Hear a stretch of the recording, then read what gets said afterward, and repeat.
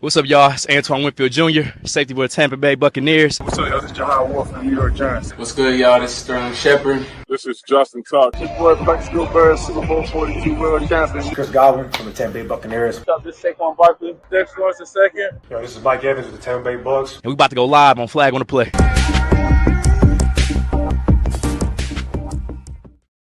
Yo, what's good, everybody? Welcome back. Another episode of the VIP Room, back with the guys with Donnie and Bama. We here with, 2024 Allen Trophy Award winner, if not the best tackle offensive lineman, period, in the draft class coming out this year. And Kelvin Banks, bro, how you feeling? Yeah, bro, I'm feeling good, man. The journey I've been through is amazing, and it's all God willing. So I'm very blessed to be an opportunity to be able in the position that I'm in, and just the opportunities I have. So I'm very blessed. Oh, yes, sir, for sure. I'm just getting started, bro. Of course, coming out of high school, you was a 5-star prospect. Had all the offers all in the world, man. Well, how crazy was your recruiting process like? I mean, at the beginning, I would say it was slow. So I'll say it was crazy in the middle because it kind of picked up really fast for me. Because at first I was committed to Oklahoma State because in my mind I was kind of thinking I wasn't going to get no other offers than that. And then I went to a camp and I did pretty good. And after that, the rest was history. So it was a great process for me. A lot of schools gave me looks, and it was a great experience. Bama, you go ahead. Yeah. So when did the passion for football start, man? And who was your inspiration? Like, was it an uncle, cousin? What started you on your path for football, man? Yeah, honestly, man, it was my dad. Ever since I was young, he put me in sports. I think I was 4 when I first started. So yeah, ever since then, I've just had the passion for it. Kind of didn't understand how far I could go with it, but once I got to high school and stuff, I kind of started seeing how good I was, and it went from there. For sure. You can go ahead, Donnie. Something I just wanted to ask you was any other sports you kind of play besides football? Obviously multi-sport athletes is something everyone loves. So anything else you play? Yeah, I played a little bit of basketball, but that was about it. My dad kind of cut that short for me once I started getting offers and stuff. Yeah, for sure. All right, bet, cool. Of course, still, like I said, your recruiting process started to pick up late. The offers started rolling in. What was the deciding factor for you to commit to Texas? Man, honestly, for one, it was close to home, and then for two, it was just, man, I felt like I had the best chance to get developed there. And then the situation I was in, it was like I was committed to Oregon, but then the coach left, so it was kind of like a hard situation for me to be in at that point. So I felt like the best. Okay, for sure. You can go ahead, Emma. What was that moment when you felt like, bro, like this was like really, really? Because you remember you said your dad made you stop playing once you got to a certain level. So when was it like really where you was like, oh wow, like this surreal, dog? Like I get to go wherever I want. I mean, honestly, when I was a freshman, I took a visit to A&M, man, and I seen that, and that really like opened my eyes up a lot. So I wouldn't say I wasn't a bad kid, but like, what I'm saying, I could have improved in certain areas of life. So I kind of seen that and just like took everything in once it happened, and it was just that moment of like you see something that's like I want that, so now you just pushing yourself to go get it. Yeah, facts. You go ahead, Don.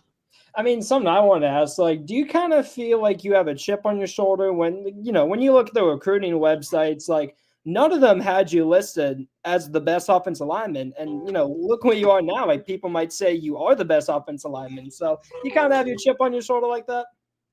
Oh, for sure. Especially coming into college, it was a lot of doubt from my end because I had we went to UA camp. I didn't perform well, so guys are like, "Is he really who he say he is? Is he this guy who's a 5-star prospect?" And just seeing that kind of fuels me. I know a lot of people say you try to stay off of social media, but I'm the guy I like to see it. Like I want to see who hates me. I want to see the guys who don't think I can do good in this position or this position. So I just like to do that. So when I do prove them wrong, it give me kind of a satisfaction at the end of the day.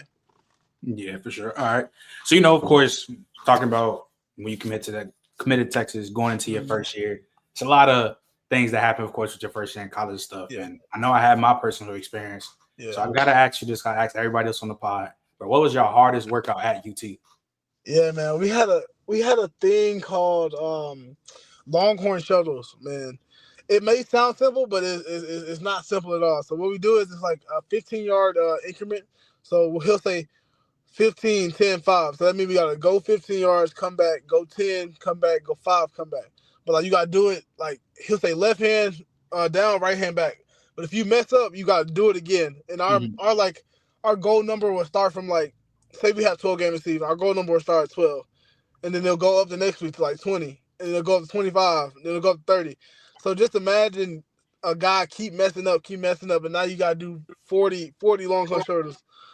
You know what I'm saying? That's gonna wear and tear you after a while. So I'll say that's the hardest thing we had to do so far. Yeah, I'm assuming when they messed up, everybody was throwing up and shit like that. It was bad. Yeah, bro, it was bad. I've seen a guy vomit like he's running. He's just vomiting while he's running. So it's crazy, dog. Yeah, that's insane. You go ahead, Bama. When did you decide to play offensive line? Like when did that start? Yeah, I'll say my freshman year of high school, I was like a DN, tight end in middle school and stuff like that. Okay. I played a little bit of O-line, but I wasn't all for it. I wanted to be the guy who made sacks Yeah. and stuff like that. I mean, I think that's every kid's dream. You want to be that guy who name they call on the jumbotron and stuff. But right, man, honestly, my dad he kind of put me in a better mind perspective of like, yeah, you don't get as much joy. I mean, not as much joy. You don't get as much glamour as the guys who score touchdowns and things like that. But if you really think about it, you're the reason those guys can do what they do. So when I thought of it like that, I was like, it's a no-brainer. I can go out here and have fun and physically dominate somebody when they don't want to be dominated, and I also can like myself take credit for what's been going on the field. Yeah, and depending on who you start protecting, you can make a lot more money than them DNs. You sure right. No cap. You can go ahead, Donnie. You already know about that, Bama. But something I wanted to bring up was, most true freshmen don't really start right away. It's a bit of a process. It's a grind. And shit, man, you started right away. And what was more impressive was, I don't know if you remember, but I sure do. Your second ever game, you went up against a pretty good pass rusher. You might know who I'm talking about. Yeah. Well, that guy who went third overall, Will Anderson Jr. Not a lot of guys stopped him, man. You sure as shit stopped him. Like, that's crazy to me that a true freshman went in there and did that. Like, did you expect that for yourself, or was it just like, I can't believe I just did that? Yeah, I mean, I'll say a little bit of both. I ain't even gonna sugarcoat it. It's a little bit of both because I mean, you going in there as a freshman. I came in the summer, so I'm not fully the strength developed. I had to learn the playbook so quick, so it's a lot of stuff going through your mind, just rambling. But like, once you get in that moment, I kind of felt like what helped me is I understood that I belong there. Like I understood I earned my spot here. I earned to be a starter. I earned to go against these good guys. But then another part of me is like, okay, this guy can go. he done made a name for himself already. So it was kind of like I have to make a name for myself now. So that's kind of what helped me motivate myself even more to go out there and perform good. Right. Yeah, facts for sure.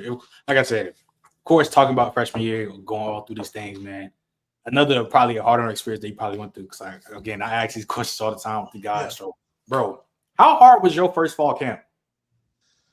Man, honestly, it was pretty hard, man. It was pretty hard because it's like I'm trying to balance school and I'm trying to balance the playbook. Because like I said, I was trying to get that starting spot. They were trying to push me more. So it was definitely a lot of ups and downs in that situation. I mean, I had and then also like 2 weeks before the first game, I had got a high ankle sprain on my right ankle. So I was playing through that the whole season as a freshman, playing with a high ankle sprain. Just trying to stay focused. So I would say that was the hardest part, was just staying focused. Because you just got so much getting thrown at you at once, and then you're getting into this new life, this new thing that this journey that you're going along. So it was a lot. It was real hard. Yeah, facts for sure. Because first year, bro, especially when you about to play too, that shit get hard. Bro. That shit get man, it's real hard. Man, you can go ahead, bro. What drill or what moment was it where you won that starting spot? You spoke to it a little bit where you was trying to really fight for it. When was that moment where it was like you the man? Yeah, so I mean, I know I vividly remember it too because we were in practice the day before. And I was doing good. And out of nowhere, coach just called me up and was like, hey, take this rack with the first team. So I went out there. I felt like I did pretty good. And the next day, and he brought me off, and he was like, let's split reps with you're going to split reps with the one left tackle. So I was like, okay. We get out there, and it's going back and forth. The other guy, he's playing good. I'm doing good. and it was just a moment where I stayed in for majority of the time. So it was kind of, I felt it like, okay, this is what they set me up for success. Now I just got to go take it. So in that moment, I just kind of tried to take it all in, but not, you know what I'm saying, stay focused, but not be too excited. But that was like, I'll say that's the main moment where I knew, like, hey, this is getting real. Your dream is about to come true. Yeah, facts. You go ahead, Donnie. Well, it's funny. Everyone up here played D1 football. Unfortunately, I was not given those gifts, unfortunately. So it's something I do want to ask was like, I personally don't know what that's like. Like, you guys do a balance in the student life and the athlete life. Like, is there any just advice you can give to people out there, maybe? Definitely, yeah, man. I'll say use your resources, man. I feel like that's the biggest thing college kids mess up on. They try to come in and think they got it all figured out. They wanna blame other people for the mistakes that they're making on their own. Which you're gonna make mistakes. You're young. You come into college. You're gonna make a lot of mistakes. But if you use those resources, those mistakes will decrease by probably at least 50%, man. So you just use your resources, use the facility, use the coach's knowledge, the teacher's knowledge, all of that, man. It'll help you a whole bunch. Sure. Yeah, facts for sure. Talking about you playing in Texas, of course, you started out in the Big 12. Now you just finished off. Y'all was in the SEC. Man, what was the hardest environment you had to play at, bro? Because you played at so many environments, bro. So, what's the hardest? Man. Honestly, even though I didn't play the whole A&M game because of injury, I would say A&M, dog. A&M was the craziest environment I've ever been in. It was so bad to where, like, we started clapping. We started on the clap. Which we clapped the whole game, even after I got hurt. So it was a point where on the first drive, I'm having to look inside at the ball, even though he's clapping. So it's like you can't hear anything. Shit. You're going against top guys. So that was the craziest environment I probably played in so far. No, yeah, for sure. You go ahead, Ben. What was it like starting your first game for a program like Texas up there? They up there for us, top Bama, Texas, Miami, all historical program. What was it like starting that first game as a freshman, man? Yeah, man, it was a lot. I felt like I had a lot of pressure on my back, especially because, like you said, I'm a freshman. I was just trying to make sure I upheld the trust that the coaches had into me. I didn't want nobody to kind of feel like I let them down, because at the end of the day, they seen something in me that I probably wasn't seeing in myself at the time. So I just had to focus up and kind of grow up in the sense and just go out there and play ball. But it was a great experience being able to start my first game there as a freshman, and it was amazing. Facts. Was you a little bit nervous? Because I know that shit probably nerve-wracking. A little bit, bro. I was a lot of bit nervous. I was a lot of bit nervous. It's a lot of it, yeah. I mean, I think after every time we had a drive, I would come off the sideline and give myself a little prayer. That's how nervous I was. Yeah, that's real. Yeah, that's real. I can understand that. You can go ahead, Donnie. I mean, especially when you're in the SEC, like, shit, that gotta be stressful. But no, something I'm just gonna bring up, like, we've been talking about football this whole time. Like, any hobbies outside of football that you're kind of interested in? Yeah, man. I like to fish, man. Fishing is like my number one that I like to do. No matter, like, anytime I go back home, we're going fishing. So that's not my number one. But anything really outdoors, I play my game a little bit from time to time. But anything outdoors, ATV riding, all that, mudding, I like all that. Yeah, for sure. Speaking of the game, obviously, College Football 25 had, first drop in 10 years. You was on the game high overall. But how excited were you when you first saw your overall and you've been playing a game you could play as yourself? Shit, how excited were you when you saw that? I was super pumped up about it. I won't lie. They messed up my speed a little bit. I feel like they kind of got me. But you know what? I'll take the overall of the game. And you know what I'm saying? I'll take the pros and the cons of it. But it was pretty cool getting to see, especially in game, just actually getting to play with my team and myself. It was just pretty cool getting to see that happen again. Yeah, that shit fire. I say y'all are an elite team to play with on the game, bro. Bullshit. You can go ahead, Emma. Yeah. So I work up at a junior college, man. For as workouts, man, what are some workouts and some things that you had to work on to improve your game to transition you from that level from where you're elite right now in college, but you transition into the NFL? What are some of the things you're working on right now?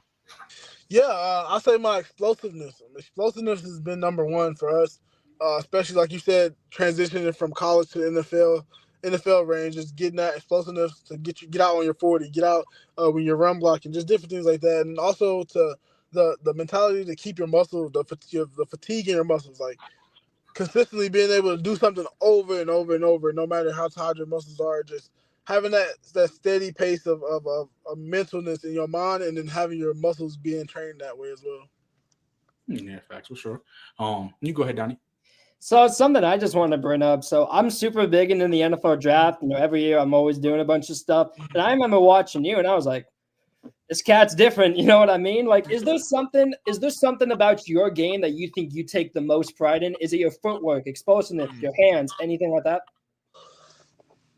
Honestly, yeah, I would say for sure my footwork in my hands. I feel like a good alignment could run block for sure. I feel like it's not easy to go out there and do it, but you can go run block and you can go put a hat on the hat. You can put your body on the guy. You can move him off the ball. But I feel like pass pro is like an art. So when you go in there every rep, every practice rep, you got to kind of take that so serious. Like it's like your last rep. This is your last rep right here. This rep could win the game. So just go out there and having that mentality, that kind of helps your footwork and hands as well. Just being able to stop those speed rushers and then stop those guys who give power or give speed to power. Just different lists like that. It helps a lot. Right. Yeah, facts for sure. Well, as I said, being as an elite player that you are, and while being on an elite team in a big conference, Power Four, you don't play some guys. So I gotta ask you personally, who do you think are the best defensive linemen that you ever went against? Because you went up against, well, of course, Will Anderson. You put one against Jalen Walker. Yeah. There's been mad people that you don't have to block. So who do you think was the hardest attacks you had to face? I mean, honestly, the toughest guy. I would say Will Anderson was definitely number one for me.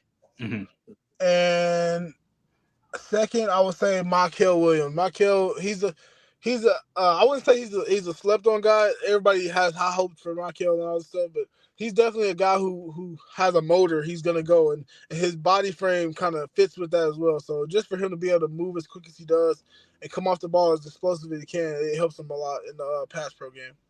No, I bet for sure, facts. Then you can go ahead. I know it's a lot of like really, ultra instinct, just really doing what you just naturally and already practice. But can you walk us into the mind game of when you going against those elite level dudes? Like what are you like how is it? Because like I said, you got to get ready because you're not gonna be able to win every rep. But what's your mindset while you battling those guys? Yeah, like you said the best right there. You're not gonna win every rep. I mean, even if he don't make the play, you still gonna be some reps where it's like, dang, he could have got right there. He could have did this. He could have did that. But just going in and having a clear mindset and understanding the next play is the next play. Don't worry about if you gave up a sack. Don't worry about if you tripped and fell on this guy. And now he makes his play 1 yard behind the line of scrimmage. That's gonna happen. Like, long as it's not happen consistently, it's good. But it's gonna happen sooner or later in your lifespan when you playing football. You're not gonna be AI robot where you perfect every time. But I'll say that, and then just honestly, just being confident in yourself. I feel like confidence is the biggest key, especially at the position of O-line. Confidence is like top tier, because if you don't believe you can block somebody who's 290 coming off the edge screaming, then you're not gonna block them. So I'll say those two things is what kind of helps me go into games like that. Nah, man, for sure. Don, you can go ahead.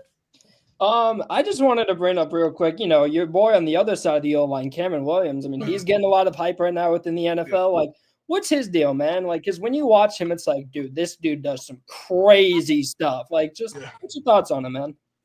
Man, Cam, he's a great guy. He's a great kid. He likes to pour himself into the game of football. He loves the knowledge of it. I mean, we have meetings. Well, we used to have meetings every Wednesday, and we would have like tackle meetings where we watch the ends and we watch pass pro. And he's the first guy in there waiting. He's trying to get extra work in. He's doing the necessary things to be that starting role guy, to be that guy who comes up and could speak to the team if he wanted to. But yeah, Cam's a great guy. He has great footwork, has a great body type for the position, and he's gonna do great in the league. Yeah, facts. I said Cam is. Y'all got some dogs. And speaking of you guys as a offensive lineman, man, you guys were nominated for the Joe Moore Award, and it would show that y'all didn't win it.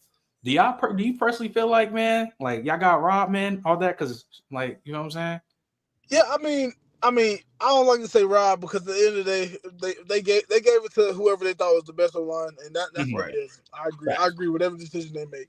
Okay. But honestly, yeah, it kind of hurt though because you going out there playing hard and you feel like you're playing better than these other teams. I mean, we were not a perfect team. We've had our ups and downs in the run game and pass pro as well. So just going out there and seeing that, it kind of gave us a chip on our shoulder for sure. So we would always want to go out there and play as hard as we can because we have in the O-line room, we have the Joe Moore picture right there before we walk out every time. So when you walk out to practice, you see that. When you walk out before the game, you see it. So it's kind of a thing of just trying to engrave that into your mind and then go out there to execute on the field. Yeah, for sure. You can go ahead, Bama. So, man, you had a pretty storied career, man, especially this last season, man. Can you walk us through what was it like playing in the first ever college football playoff, home and away, and then you moved on to the second? What was that whole atmosphere and ambiance like, just being able to experience that? Yeah, it was crazy, man. I always like to take in the moment, so I'll go out there and pregame warm up. I'll just look around, and then I just thank God every time I step on that field. So just having the opportunity to go back to back, that's a blessing in itself. Like, even though we didn't win it, but like not many teams go back to back and get in the position that we were in. So it's definitely a blessing for me to get to see that in its finest. So it kind of gives you that sense of showing you how much college football means to a lot of people because it gets real rowdy in those games and the fans don't hold back at all. Yeah, fans get crazy, bro. They do it. Like Forrester, like atmosphere, how close is it to like how Texas A&M was like for us in those games? Because I know it's like a different tense for different reasons, because this is win to go home, but it's a rivalry, in-state rivalry too. So yeah, man, the atmosphere is about close, man. I hate to say it, but I would give a Texas A&M game a that's little real. bit more. Real. Yeah. But the atmosphere is about the same, especially because we were indoors. The dome is making it way louder than what it probably is. So it's definitely about the same. Yeah, facts. You go home. You go ahead, Donnie. I mean, whenever you switch over to the SEC, I think it's fair to say you're facing more of the big boys. I think that's fair to say. Yeah. Obviously, respect to the Big 12. They're, in my opinion, the most underrated conference in football. But obviously, they're not SEC boys. Like, was that translation from Big 12 to SEC really that big? I would say yes and no, because it's like we're going into a new journey in our season, and we're playing teams we never played before. So it's kind of like yes and no. Like guys are bigger, but the same techniques can be used, the same stuff, like the same stuff you work when we were in the Big 12. That's the stuff we're gonna work with in the SEC. So you just kind of gotta take it with a grain of salt based off what a lot of people say, and just go out there and play football. At the end of the day, I feel like if you just go out there and play football, it doesn't matter what the patch is on the jersey. Yeah, all right. Yeah, that's definitely real. All right, gotta ask you this because and I'm not gonna lie, bro. Your college career, bro, is your career. I know you just declared and shit like that. So your career has been amazing. If you name off the accolades that you won. Of course, you just won the Lombardi, you won the Outland, you won the Jacobs Rocket Trophy, you landed All-American, you had multiple first teams, SEC and Big 12. Do you think your college career, you stamped yourself as one of the best offensive tackles to ever play in college football history? I feel like man. I feel like I did. I feel like every year I progress, and that's what you should do. You should never digress. You should always get better and better. I feel like I started off as a freshman. I had my issues. I fixed it in the next year. I had my issues that year. I fixed it this year. So I feel like I definitely played good enough to be up there with those great offensive linemen in the NCAA. So I just feel like me alone being able to get all these accolades is awesome. I mean, when you go far in the playoffs and you get a lot of wins, obviously it's gonna be more looks on you. So credit to the team as well. But also being able to go out there and be chosen for that, I feel like that says a lot for itself. Facts for sure. I agree. Man, you go ahead. Who are some offensive linemen you probably watched kind of to get a little mold to your game a little bit, or just to pick up a few things from? Because I don't like saying, learning from, but because like I said, you your own person. Like I said, you just as good as the next man. But like, who are some guys you used to watch to kind of, pick up some techniques, ideas from? Man, honestly, I would say Laramie Tunzel is probably the first guy I look at to try to see like different techniques he use, different things he likes to do, and then I'll say Rashawn Slater because he's like about the same height as me. I'm probably a little taller, but he's about the same height. And then Andrew Thomas and Trent Williams, which is obvious answer at the Of end. course, yeah. So yeah, I'll say those 4 guys are guys who I like to nitpick and get different things from their game for sure. Yeah, for sure. Don, you can go ahead. It's honestly funny you mentioned Rashawn Slater because, like I said, I'm big into the draft. When I watched your first play, I was like, damn, this guy might be Slater, maybe even better. And, Slater's been a fantastic pro for a few years now. Like, is that something you kind of like, I don't want to say like, how can I word this? I guess like take pride in that, like, you can look at some of these tackles and, people like me or people even like coaches can say, damn, there's a lot of resemblance to that. Like, do you take pride in that? Oh yeah. I kind of do, but at the same time, like Bama was saying, I love to be my own person, man. Right. I love to let people know. Yeah, I may look up to these people, I may do this and that, but it's at the end of the day, it's me out there who's playing. It's not them. They're living their journey, and now I'm living my journey. So, but it's definitely something where I kind of take a sense of pride in because it's like those are great players, and for them to be in the same like name concept as me is definitely awesome. Yeah, thanks for sure. Heading into the draft, of course, like I just said, you just declared a couple weeks ago. Man, how excited are you to be in the draft process, dog? You about to get your name called. Like, how exciting is it, bro? Man, it's very exciting. I mean, this is like something I've been looking forward to since a kid. Like seeing guys, just seeing guys do the combine, run the 40, the bench press, all these agility drills, and stuff like that is like awesome to me. And then just being able to go through this process and see how it really is for myself is very amazing. And I just know at the end of the day, like I've been saying all the time, man, I'm just blessed. I'm excited to be in the position I'm in, and I don't take nothing for granted. So just trying to fulfill that little kid's dream I had, the dream I had when I was a little kid. Yeah. Facts, man. You can go ahead. What workout you looking forward to the most from the combine? Man, I'll say the 225 bench and then the 40. I mean, those are like the two biggest ones, but like of course, But I'll say those two, and then some of the field work. I like to get in there and get on some of the field work for sure. Facts. Don, you can go ahead. What you aiming for on the bench, man? I mean, my goal number right now is probably like 26. I mean, if I can get 30, awesome. But I have longer arms, so it's kind of a little harder. It's kind of a little harder for me. So my goal number right now is 26 for bench. Okay. Yeah. Speaking of aiming for things, I've seen in the combine, they love talking about how the big man's running the 40, how they going. You know what I'm saying? Rich Riders and the boys be going crazy over it. Man, what you think you aiming for on the 40, bro? What you aiming for? Man, I ain't gonna lie, man. I'm trying to break the record. yeah. Nah, I'm trolling. Man, honestly, I'll say the overachieving answer for me. I would say like a 4.9, but I mean that's the overachieving answer. But if I was to say like give a realistic, I'd say like a 5 flat or a 4.51. Yeah, I bet for sure. Damn, you go ahead. Yeah. So, I know that you've been probably experimenting with like nutrition and all that other type of stuff. What's some of the craziest thing you had to try so far for as bettering yourself for the next level? Yeah. Honestly, it was actually today. I ate. I think it was the zucchini for the first time. Like okay. Yeah. I've never ate that before, but it was pretty good. So I was real excited about that. So everything I've eaten so far kind of has been like stuff that I normally would eat. Not all the time, but it's just been stuff that I would normally eat. But zucchini was the one thing that I have never ate before that I tried this week. Okay, for sure. Facts. That's real. Now you go ahead. So, a few years ago, back when I was starting out college, I had an internship with the Iowa Hawkeye football team, and it was awesome. I had a lot of fun, and I remember touring the facility, and I remember looking at a menu where all the players eat, and I was blown away because I looked at it and I said, so you're telling me the unhealthiest thing on that menu is yogurt? Like that's crazy. Like for you, like I mean, is there any type of like kind of maybe not cheat days, like little snacks in there that they can kind of slide by?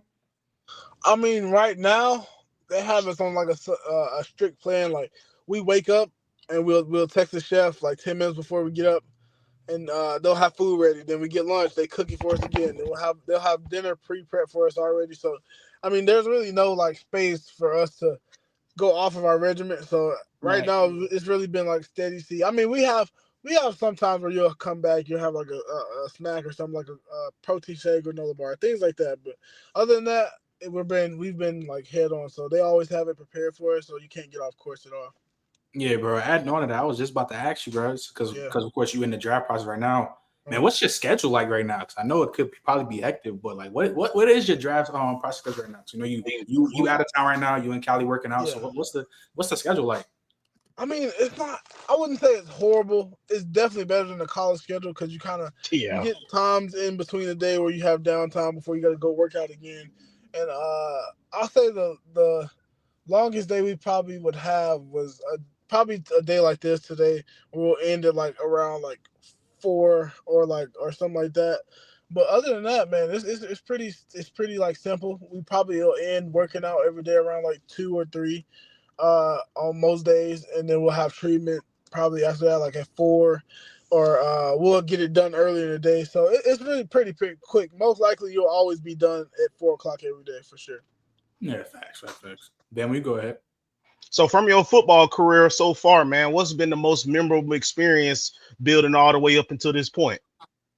Yeah, man, the most memorable experience for me was probably winning the Big 12 championship for the first time, because all the hate we got that year, they were like the Big 12 commissioners, they didn't want us to win anything that year. So just all that, and then in that game I had like a big hit, like one of the biggest hits I ever had in my life. Like I pulled and I like ran through the dude. And I'll say that was like one of the biggest memories that I've had from football. Yeah, facts.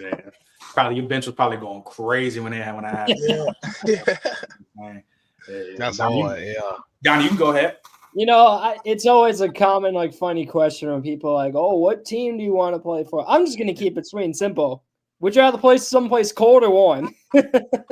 I mean, the Texas person in me is saying warm, but I mean, I wouldn't care. I would just be happy for any team pick me up, but definitely, obviously, somewhere warm I would take. But I could deal with the cold for sure. I wouldn't mind it. I bet. You know, a couple more questions before you head on, dog. Of course, like I said, you in this draft process now. Of course, draft talks, having draft meetings, man. Yeah. It's kind of just about yourself, bro. Why? Like, you know, you got Will Campbell. There's some guys in this class for the offensive lineman, and you personally feel like you're the best in the class? I mean, yeah, I'm always take myself over anybody. I'm never gonna say I'm never gonna down talk anybody else, but I'm always, if somebody asks who they think the best is, I'm gonna say myself, regardless of the situation. I don't even care if it was Trent Williams. I'm always say I'm gonna take myself over anybody. Real shit. So, just looking at that aspect, I feel like I have a chance to be in the best in that class for sure. Yeah, facts. You can go ahead, man. What's the first purchase you looking forward to with that NFL? That's gonna be a different type of money, my boy. You feel me? What's the first purchase you looking forward to, man? Yeah, I mean, first I'm gonna try to get myself situated in a crib, obviously down wherever I go, and then second I'm gonna get my people a crib, and that'll probably be the first 2 big things I do right there. Yeah, facts, man. Don, you got any questions before we head out? Yeah, just one more. I don't know if you saw the quote on social media. It was popping off what Will Campbell said about allowing, you allow 1 sack a game. You're working on Amazon. Like, do you agree with that? Something like that? Man, I agree. You probably won't even work at Amazon. You'll probably be somewhere. You'll probably be somewhere getting trash talk. Nah, yeah, I agree with that a lot. But he wasn't lying in that statement, because you could. I've been a product to it, man. You can block good the whole game. You can do good. You give up that 1 sack, you're the worst lineman to ever step foot on the field, man. So, and that's kind of what comes with it. That's what gives me the thrill of playing O-line too, is because you got to be perfect. You got to be perfect every play. I mean, you're not going to be perfect, but that should be your mindset. You should want to not allow anybody to touch your quarterback every play. But he definitely made a great point with that because it's just the fact of like he said, a DN could get a sack a game and could be an All-American, could get drafted in the first round, do all this. But if you give up, like he said, you give up one sack a game, that's your butt. You're gonna be on the bench warming up the seat for the starters when they come back and sit down. All right, man, for sure. And man, look, last question before we head out, dog. Gotta ask everybody this. I already asked for the top 5 players in the NFL in the position. So, in your opinion, who do you think are the best 5 offensive tackles in the game in the NFL? I mean, No order. okay, no order. One, I mean, okay, I was finna go on. I'm sure. No order. I'll say Trent Williams. Yep. Tristan Wirfs. Okay. Lane Johnson. I'll throw Lane Johnson in there. Okay. Andrew Thomas and Laremy Tunsil. Those, in my opinion, those are the top 5 for me. Those are some No, good tackles right there. Respect that. And Bam, you got any last thing for you head out? And this time next year, I'm speaking it into fruition. Kelvin Banks gonna be there instead of one of them other guys for his top 5 O-lineman, my boy. Yes, Congratulations, man. Appreciate it. Best of wishes to you, man, on your journey, all of that, bro. Appreciate you taking the time out your busy day to pull up, dog. Like, much appreciated, dog. Facts. Yes, sir. No problem, man. I have fun.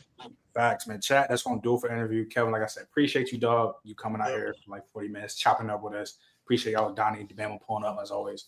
Make sure y'all keep tapping in with us. Like I said, we going crazy with these interviews. And once again, Kelvin, appreciate you, dog. Let's say best of luck, man. Can't wait till you get drafted, dog. It's gonna be like they just show why Texas is, the best state in football. Bama, understand that. You gotta understand that. But yeah, that's great. Appreciate you, dog. Look, chat, we're gonna catch y'all. We out. Peace. All right. Peace. Yes, sir.